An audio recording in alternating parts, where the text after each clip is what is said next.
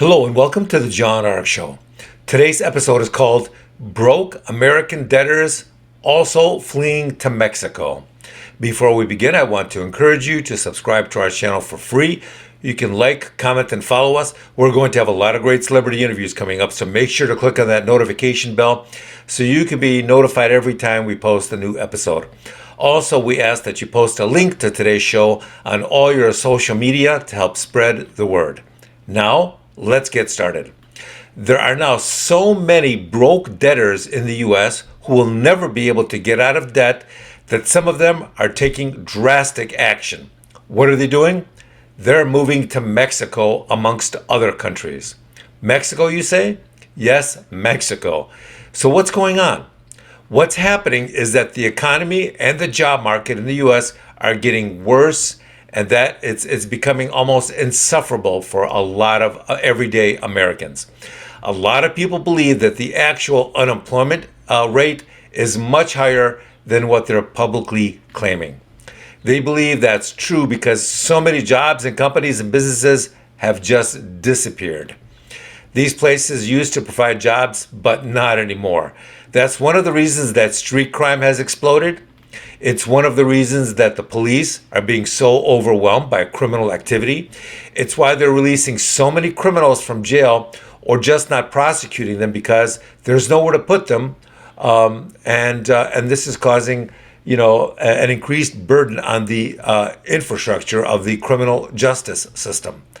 Being broke and constantly in debt and having no access to credit can make it very difficult for some people to achieve anything legally.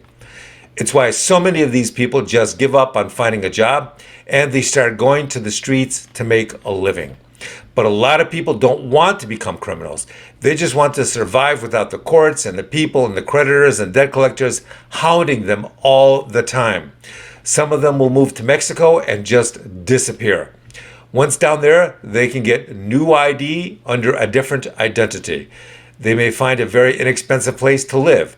They may even try and open a small business of some sort. They'll start to network with other American expats who've moved down there for the same reason, which is just to survive. They'll try and learn the language. They will try and meet someone and start a relationship. They'll try and assimilate with their new identification and try and become part of the society down there. Some of them are hoping to run out the clock or the statute of limitations on their problems in America, or their debt, or their crime, or whatever other situation they're in the U.S. Some of them have just stopped caring about their problems back home. They're simply being reduced to scratching out a living any way they can. Some believe that if things go badly, then they will move to another Central or South American country. The idea being that no matter what, they don't want to return to the U.S. and they're going to stay away regardless of how bad it gets. But not everybody flees to Mexico.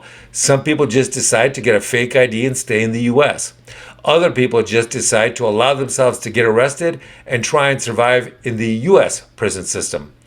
Being a broke debtor is not getting any easier these days.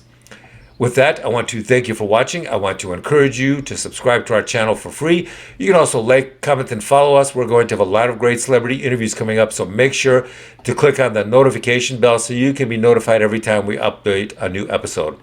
Also, we ask that you post a link to today's episode of our show on all your social media to help get the word out. Thank you, and we shall talk to you soon. Bye-bye.